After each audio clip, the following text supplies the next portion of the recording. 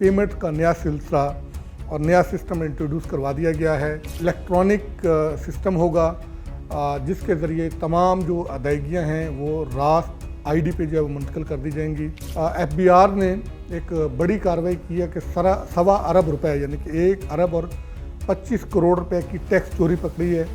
और दूसरी तरफ एफबीआर के मुलाजमीन आज भी एहतजाज पे हैं। इस वक्त हुकूमत जो है वो मुख्तलिफ बैंकों से 1275 अरब रुपया का कर्जा जो है वो लेने के लिए बातचीत कर रही है और ये बातचीत हतमी मरहले में दाखिल हो चुकी है। 3 से 4 रुपये जो है वो बिजली महंगी कर दी गई है और सरको डेट की अदायगी के लिए जो है वो सरचार्ज आयद कर दिया गया है।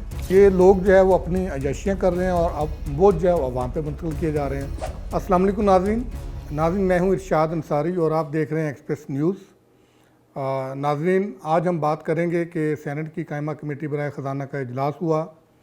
उसमें फिर से जो मुख्तलिफ इदारे हैं, महकमे हैं, वो ख़त्म करने और उनके ज़म करने और पोस्टें ख़त्म करने की बात हुई। एक तो उस पर हम आपको थोड़ा सा अपडेट देंगे। दूसरा, सरकारी मुलाजमीन की तनख्वाहों, पेंशन, उनके allowances, house building advance, car advance और दूसरे जो इस किस्म के जो उनको मराहत मिलती हैं उसकी पेमेंट का नया सिलसिला और नया सिस्टम इंट्रोड्यूस करवा दिया गया है। उसके लिए वज़ारत ख़ज़ाना की तरफ से बाकायदा तौर पे गज़ट नोटिफिकेशन जारी कर दिया गया है जिसमें रूल्स अमेंड कर दिए गए हैं। ये इलेक्ट्रॉनिक सिस्टम होगा जिसके ज़रिए तमाम जो अदायगियाँ हैं वो रास्त आईडी पे जो है वो मुंतकिल कर दी जाएंगी। इसके लिए हम जो है वो पूरा डॉक्यूमेंट भी अपलोड कर देंगे, उसमें आप सारे डिटेल भी देख सकते हैं। उसमें हुकूमत की किसी किस्म की अदायगियाँ हों या पेमेंट्स हों, वसूलियाँ हों, वो सारी जो है वो इस सिस्टम पे जो वो मुंतकिल की जाएंगी। ये एक बहुत बड़ी डेवलपमेंट है। इससे यकीनी तौर पर अगर इसको दुरुस्त इस्तेमाल किया जाए तो इससे फाइनेंशियल सेक्टर में और ख़ासकर जो गवर्नेंस का जो हमारा सेक्टर है उसमें बेहतरी आएगी। और इसकी हम डिटेल कुछ शेयर करेंगे, कुछ पूरा डॉक्यूमेंट हम अपलोड कर देंगे, उसमें आप देख सकते हैं कि क्या इसकी तफसीलात है। दूसरा ये कि एफबीआर ने एक बड़ी कार्रवाई की है कि 1.25 अरब रुपए यानी कि 1 अरब और 25 करोड़ रुपए की टैक्स चोरी पकड़ी है। और दूसरी तरफ एफबीआर के मुलाजमीन आज भी एहतजाज पे हैं और ये टोकन एहतजाज उनका रोज़ाना से जो है वो जारी है। इन पे हम आपको जो है वो आगाह करेंगे कि क्या डेवलपमेंट्स हो रही हैं और क्या होने जा रहा है। सबसे पहले हम बात करेंगे कि आज सेनेट की कायमा कमेटी बराए ख़ज़ाना का जो इजलास हुआ, उस इजलास का एजेंडा आइटम तो अगरचे 5-6 थे, लेकिन जो अहम एजेंडा आइटम था वो एक तो जो सोलर पैनल्स की आड़ में जो इंपोर्ट्स की आड़ में जो मनी लॉन्ड्रिंग होती रही अरबों रुपए की, वो इशू आया। उसमें एक कमेटी कायम की गई थी कि जिसने पूरी तहकीक करके अपनी रिपोर्ट देनी थी। उसने इब्तदाई रिपोर्ट तो दे दी लेकिन उस पर फर्दर कोई काम नहीं हो रहा था। उस पर काफ़ी कंसर्न ज़ाहिर किए गए और ये बताया गया कि उस कमेटी की जो रिपोर्ट थी उस पर भी अभी तक उस तरह से काम नहीं हुआ। तो बाज़ अरकान का ये कहना था उस पर नई जो है वो कमेटी कायम कर दी जाए, लेकिन एफबीआर का ये कहना था उस पर काफ़ी काम हो चुका है और उसमें जो डेवलपमेंट्स हैं वो स्टेट बैंक ऑफ पाकिस्तान और मुतल्लिका इदारों को जा भी चुकी हैं, उस पर कार्रवाइयाँ हो भी रही हैं। तो लिहाजा कमेटी नई कायम करने की बजाय इसी कमेटी को जो है वो थोड़ा सा टाइम दिया जाए, जो कि वो मांग भी रहे हैं, ताकि वो अपने फ्रेमवर्क में जो नया फ्रेमवर्क उनको दिया जाए, जो टाइम बढ़ा के तो उसमें वो रिपोर्ट जमा करवा दें। तो दूसरा एजेंडा आइटम ये था कि जो एक रुकने कमेटी थे जिशान साहब, उनकी तरफ से एक बिल पेश किया गया था, इनकम टैक्स तरमीमी बिल। उस पर काफ़ी अरसे से बहस चल रही थी। एफबीआर उसको ये कह रहा था कि ये मनी बिल है, लेकिन अरकान का ये कहना था कि ये मनी बिल नहीं है। तो उसमें यह था कि जो एपलेट ट्रिब्यूनल जो एफबीआर ने बनाने हैं टैक्स के मुतल्लिका, उसमें जो उनके मेंबरान थे या उनके हेड्स थे वो रिटायर्ड जो लोग हैं उनको लगाने की जो है वो तजवीज़ दी गई थी। तो एफबीआर ने अलबत्ता उसकी मुखालफत की है और अब ये तय पाया है कि इसके मामले में स्पीकर को ख़त लिखा जाएगा, वो इसको तय करेंगे कि क्या ये मनी बिल है या नहीं है। तो अब आते हैं इस जो अहम पॉइंट जो है वो डिस्कस हुआ, वो 2 थे। एक तो ये कि इजलास के दौरान deputy governor state bank of Pakistan ने ये इंकशाफ किया है और ये बताया है कि इस वक्त हुकूमत जो है वो मुख्तलिफ बैंकों से 1275 अरब रुपया का कर्जा जो है वो लेने के लिए बातचीत कर रही है और ये बातचीत हतमी मरहले में दाखिल हो चुकी है।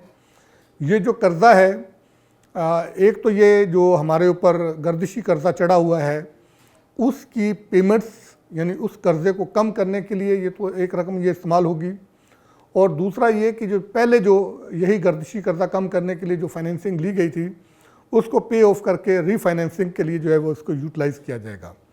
और इसके साथ साथ हुकूमत 670 अरब रुपए की एडिशनल फाइनेंसिंग के लिए भी जो है वो कोशिश कर रही है। वो भी बैंकों से ही बातचीत हो रही है और उस पे भी ऑलमोस्ट जो है वो बात फाइनल मरहले में दाखिल हो चुकी है। तो वो उसमें किसी भी जो पीरियड में जो है वो बाज़ाब्ता तौर पे बैंकों के साथ जो है वो एग्रीमेंट साइन हो जाएगा तो पाकिस्तान को ये रकम मिल जाएगी। तो हमारी अरकान कमेटी से इजलास के बाद बात हुई थी तो उनका ये कहना था कि ये IMF की कंडीशन है जिस पे ये हो रहा है। कमेटी के इजलास में शदीद कंसर्न ज़ाहिर किए गए। उनका ये कहना था कि आप पहले ये जो कर्ज़ा था और उस पर जो सूद होता था इसकी जो बोझ होता था ये हुकूमत बर्दाश्त करती थी, अपने किट्टी से पे करती थी। अब ये बोझ भी आवाम पे मुंतकिल कर दिया गया है। 3 से 4 रुपए जो है वो बिजली महंगी कर दी गई है और सरको डेट की अदायगी के लिए जो है वो सरचार्ज आयद कर दिया गया है। तो अब ये लोग जो है वो अपनी अयाशियाँ कर रहे हैं और अब बोझ जो है वो आवाम पे मुंतकिल किए जा रहे हैं। अगर तो पावर डिवीज़न इस बात की यकीन दहानी कराए कि ये एक मरतबा ये अदायगी के बाद सर्कुलर डेट मुकम्मल तौर पे ख़त्म हो जाएगा फिर तो समझ आती है, लेकिन सर्कुलर डेट फिर जो है वो उसी तरह से स्वेल कर जाता है। और वहाँ ये भी इंकशाफ किया गया कि पास्को के ज़िम्मे भी कोई 400 अरब रुपए का कोई लगभग जो है वो गर्दिशी कर्जा है। तो इस पर काफ़ी कंसर्न ज़ाहिर किए गए हैं और ये तय किया गया है कि अगले इजलास में पावर डिवीज़न के हुकाम को बुलाया जाएगा, उन पे फिर इससे बातचीत डिटेल जो है वो की जाएगी। और फिर इजलास में राइट साइजिंग के हवाले से भी बातचीत हुई। कैबिनेट का जो काबीना डिवीज़न के जो हुकाम थे वो फुल तैयारी के साथ नहीं आए हुए थे, जिस पर शहरी रहमान, शिबली फराज और तमाम जो अरकान थे उन्होंने उनको जो है वो कंसर्न का इजहार किया और कहा कि आप पूरी तैयारी करके हैं, हमें डिटेल बताएं, हमें सिर्फ ये ना बताएं कि अब ये आपने ये किया और आगे क्या करने जा रहे हैं। मुकम्मल हमें फ्रेमवर्क और पूरा प्लान दें कि अब तक आप कितनी जो है वो राइट साइजिंग कर चुके हैं, कितनी वजारतें ख़त्म कर चुके हैं, कितनी असामियाँ ख़त्म कर चुके हैं, उससे हुकूमत को कितनी बचत हुई है और मज़ीद जो कितना करना है उससे टोटल कितनी जो है वो सेविंग होगी। अलबत्ता ये ज़रूर बताया गया कि अब तक 32,000 असामियाँ जो है वो राइट साइजिंग के तहत ख़त्म की जा चुकी हैं और मज़ीद 50 सरकारी महकमे और डिपार्टमेंट्स ऐसे हैं जिनको मरहलावार जो है वो किसी को बंद किया जाएगा, किसी को ज़म किया जाएगा। उसका जो कोई शेड्यूल है, टाइम फ्रेम वो भी दिया गया है। अलबत्ता तमाम तर गुफ्तगू के बाद ये तय पाया है कि कैबिनेट जो सेक्रेटरी काबीना डिवीज़न है वो इस पर तमाम तफसीली जो है वो रिप्रेजेंटेशन और ब्रीफिंग तैयार करके लाएंगे और फिर वो शुराकों को बताएंगे। उसमें तीनों कैटेगरी के मुलाजमीन, जो रेगुलर मुलाजमीन हैं, कॉन्ट्रैक्ट मुलाजमीन हैं, आर्जी मुलाजमीन हैं, उनकी डिटेल जो है वो जो दी जाएगी। तो तीसरी जो अहम बात है वो ये है कि हुकूमत की तरफ से गज़ट नोटिफिकेशन जारी किया गया है और सरकारी मुलाजमीन के लिए जो पेमेंट्स है, उनकी तनख्वाह है और उनकी जो पेंशन है, अलाउंसेज हैं, उसकी अदायगी का नया निज़ाम इंट्रोड्यूस करवाया गया। ये ऑनलाइन पेमेंट्स होंगी। इसमें अच्छी बात तो ये है कि कुछ मुलाजमीन को रास ID पे शिफ्ट भी कर दिया गया है। जिनकी जो पेमेंट्स जो है वो रास ID पे शिफ्ट हो चुकी हैं उनको हर महीने की 25 तारीख तक तनख्वाह, अलाउंसेस, मरात उनको मिल जाया करेंगी। और लेकिन इसके पैरेलल जो है वो दूसरा भी सिस्टम जो है वो साथ ही चलता रहेगा और जब तक फुली तौर पे जो है वो सारा इलेक्ट्रॉनिक सिस्टम नहीं नाफिज हो जाता उस वक्त तक दोनों सिस्टम पैरेलल चलेंगे। और इसमें जो हम गज़ट नोटिफिकेशन अपलोड भी करेंगे उसमें जो बैरून मुल्क हमारे एम्प्लॉइज़ तैनात हैं उनकी जो पेमेंट्स हैं उसका भी मैकेनिज़्म दिया गया है। बायोमेट्रिक कैसे होनी है उसका मैकेनिज़्म भी दिया गया है। हाउस बिल्डिंग फाइनेंस, इसी तरह आप जो है वो नया घर जो बनाने के लिए नेशनल बैंक ऑफ पाकिस्तान से जो कर्ज़े लेते हैं 20 सैलरीज के करीब जो आपको कर्ज़ा मिलता है वो उसका जो मैकेनिज़्म है वो भी इसमें दिया गया है। आपने कार ख़रीदने के लिए अगर आपने लोन लेना है उसका भी मैकेनिज़्म दिया गया है। हाउस बिल्डिंग का जो है वो तरीका कार दिया गया है। मोटरसाइकिल एडवांस का तरीका कार दिया गया है।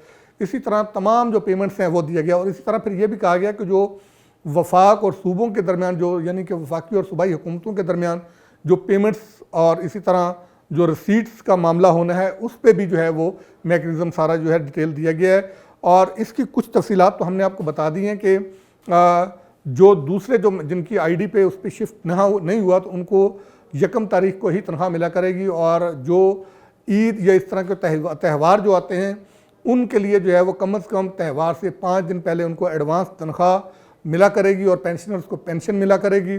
और इसके साथ साथ ही जो है ये भी तय पाया है कि जो बैरून मुल्क हमारे जो लोग डेपुटेशन पे जाते हैं, हमारे मिशंस में जो लोग तैनात हैं, वहाँ पे उस मुल्क में वहाँ पे जो कैलेंडर जो उनका वहाँ पे लागू है उसके मुताबिक उनको जो है पाकिस्तान के जो रूल्स हैं उसको मैच करके उनको तनख्वाह, उनके अलाउंसेस वगैरह उनको जो है वो फ्राहम किए जाएंगे। और इसी तरह त्यौहारों का भी उनके साथ उसी तरीके से जो है वो उनको तनख्वाह जो है वो एडवांस में दी जाएगी, जिस तरह के पाकिस्तानी जो मुलाजमीन हैं उनको जो है वो दी जाती है।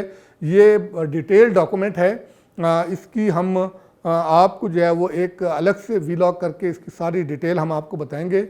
आप इंतज़ार कीजिएगा हमारे नए वीलॉग का, उसमें पूरी डिटेल हम आपको बताएंगे कि सरकारी मुलाजमीन को तनख्वाहों की जो मैकेनिज़्म है वो किस तरीके से, हाउस बिल्डिंग का मैकेनिज़्म किस तरीके से होगा, बाइफरकेट करके हम एक एक चीज़ आपको बताएंगे। चूँकि मैंने आपको जैसे पहले बताया कि ये एक डिटेल डॉक्यूमेंट है, उस डिटेल डॉक्यूमेंट्स की हम आपको मरहलावार मुख्तलिफ अक़सात में तफसीलात से आगाह करेंगे, चूँकि ये इससे हज़ारों और लाखों सरकारी मुलाजमीन और पेंशनर्स का जो है वो इंटरेस्ट वाबस्ता है। इसलिए हम कोशिश करेंगे कि किस बार इसकी डिटेल आपके गोश्त गुजार जो है वो की जाए।